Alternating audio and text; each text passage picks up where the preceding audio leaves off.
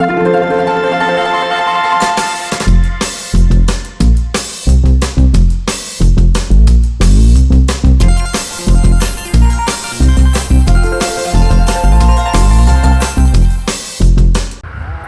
મારી સાથે જે ટંકારા તાલુકાના હીરાપર ગામના એક એવા ખેડૂત કે જેમને ખૂબ સરસ નવી શરૂઆત કરેલી છે, જેમનું નામ છે દિનેશભાઈ. તો આવો મળીએ દિનેશભાઈના શબ્દમાં જ ઉર્જા પોટાશ 346 વિશે માહિતી.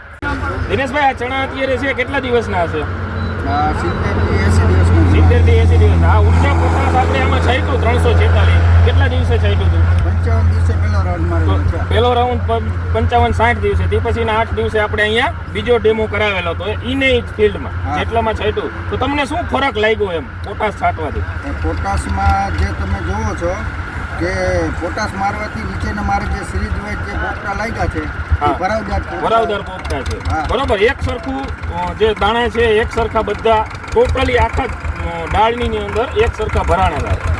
બરોબર. બીજા નંબરમાં આપણે અત્યારે અહીંથી જેમાં છાંટેલું છે એમાંથી 100 દાણા લીધા, નથી છાંટ્યું એમાંથી 100 દાણા. તો તમને શું વજનમાં કેટલો ફરક લાગ્યો? વજનની અંદર 20-25 ગ્રામનો ફરક રહ્યો દાણાની અંદર. બરોબર, 20% જેવું આજુબાજુ આપણને ફરક દેખાય છે. તો ખરેખર આ ઉર્જા પોટાશ 346 છે ધર્મજ કંપનીનું, એ છાંટવું જોઈએ કે ના છાંટવું? 100%. હું તો ખેડૂત ભાઈઓને કહું છું કે ઉર્જાના 2 રાઉન્ડ તો મારવા જ જોઈએ પોટાશના. તો સરસ માહિતી આપી.